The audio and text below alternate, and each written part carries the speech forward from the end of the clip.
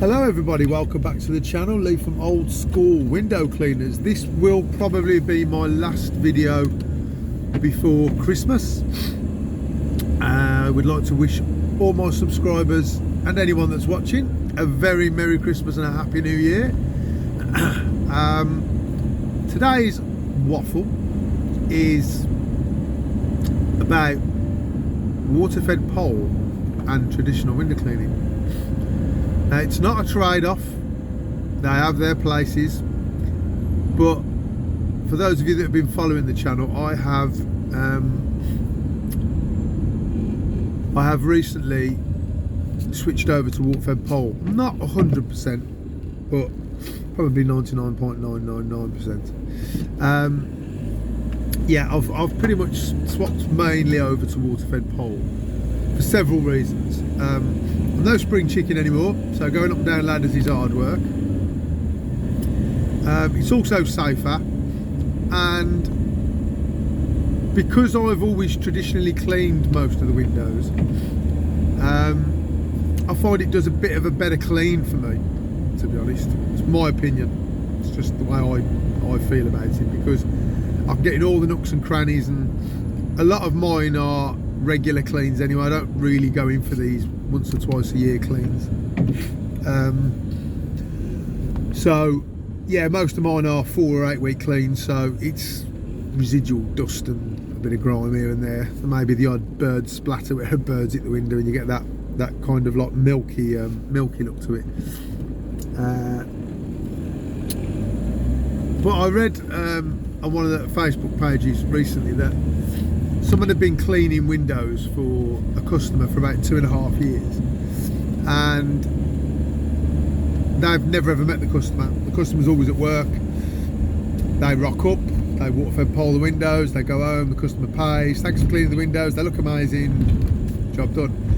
Well, this time the lady was home, and she's come out to him and says, "What are you doing?" He says, "Cleaning your windows. I've been your window cleaner for 2.5 years. I thought you did it the old-fashioned way." He says, no, we've always been reach and wash using the ultra pure water. Oh no, I'll have to have a chat to my husband. I think we might have to find another window cleaner then. And he went, "Well, can I ask why? Because I've been doing it this way for 2.5 years, and you've always said the windows look amazing." She says, "Yeah, well they do, but I thought you were doing it the old way." So it looks like you might lose a customer because he does it water-fed pole. Now, there's got to be a way of educating people. That sounds really condescending, but there's got to be a way of educating people, said it again, in the benefits of water-fed pole and the method in which it's done, because if it's done properly with proper pure water, you will get 100% results. I understand you're not nose to glass, you can't see the sills, but if you're... I've got ladders on the van still, so if I go to a house and I think I ain't sure about them, so I'll just whip the ladder off and run up and have a look. That's not an issue. And I do get you can't see the windowsill from the ground and all that, but any new customer gets a first thorough clean, then they're just maintenance cleans from then on, and I know that the sills are clean, and you know, and you can feel it on the brush a little bit, if that makes sense.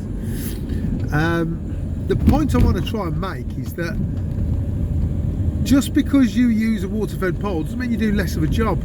If you had a carpenter come into your house to build you a staircase, for example, and fit the balustrades, and if they were hanging doors or putting architraving around your door, you know, your door frames up and skirting board, if he pulled out a chop saw and a cordless drill, you wouldn't say to him, whoa, what are you doing? What are you doing? I don't want it done like that. I want it done the old-fashioned way. I want you to get your hand saw out. I want you to get a normal screwdriver out. You know, you'd let him get on with it. Electricians are the same, and the reason that carpenters have chop saws and cordless drills is because it makes the job more efficient, safer, and they can do a better job. When I say safer, obviously using power tools, you've got to be safe, I get that, but it's faster, they're more accurate, you know, the equipment nowadays We all know the leading DeWalt, Milwaukee and Makita, and they're all top brands. And you know, the chop saws and that, I bought an Evolution chop saw years and years ago. I think my dad still got it. I think he still uses it. It's epic piece of kit. You know, you can shave a millimetre, you can shave a thou off a piece of wood in seconds. So that's why we've got this equipment. That's why people use Manzoni hot boxes and V-Tufts for steaming roofs, and because the equipment's come a long way in that period of time. And if we can do a better job, faster and safer, I can't see what customers' block is on this water-fed pole. I've got a customer, husband and wife, and they will not, it's the work of the devil. A water-fed pole is the work of the devil. And last time I went, I said to them, I'll do the porch water-fed pole and that top window, because they've got them little biscuit tiles. And I says, and I'll trad the rest of the house. I says, and then we'll come back and have a look. And when we come back and had a look, he says, yeah, there ain't a mark on that, Lee. That's spotless. And I said, well, this is the thing, you see, it's not the method, it's the man. So it's not a rant. I'm not knocking anybody that does trad. I still do trad. I'm doing a little bit of trad work this morning because I'm doing some insides. Excuse me blinking, the blowers in my face. It's a bit nippy this morning, 7 degrees. It's a little bit misty as well. But Costa coffee, praline latte, actually quite like them. I like to go to a Costa preferably because they put the cream on and they actually give you one of the purple one sweets. That was from yesterday. So anyway, I digress as I waffle on.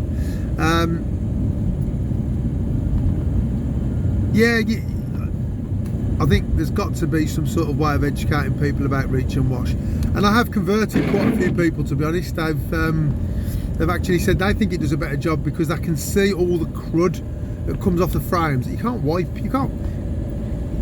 for you to thoroughly clean a frame with a cloth, I'm sorry, you know, everyone's entitled to their own opinion, and I'm not trying to cause an argument, but I don't think you can clean properly with a cloth like that, where you can scrubbing and rinsing at the same time.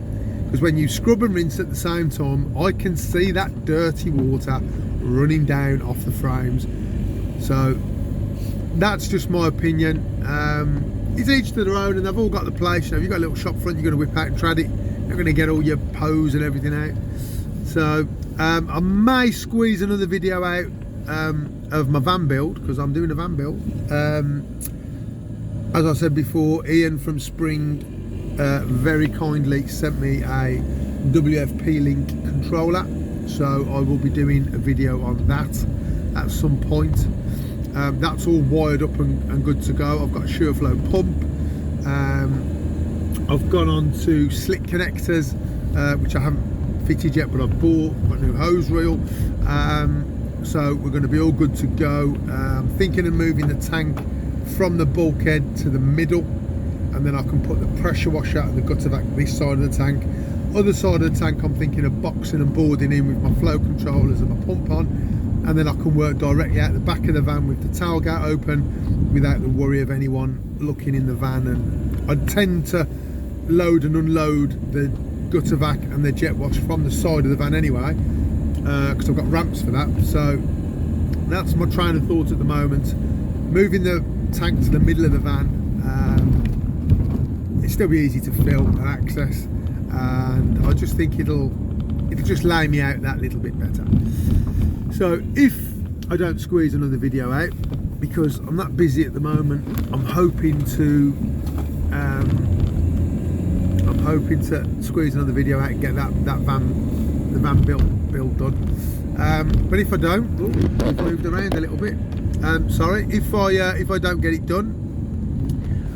Again, I hope everyone has a very Merry Christmas and a Happy New Year, and we will I'm looking forward to 2022. Some exciting times ahead.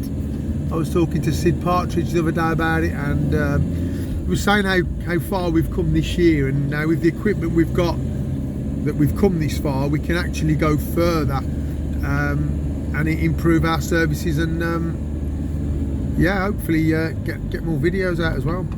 So yeah, thanks for watching, everyone. Like I say it again, I know I've said it many times already. Merry Christmas, a Happy New Year, and if I do not catch you with a video before, I will see you guys in 2022. Thanks a lot. Be good.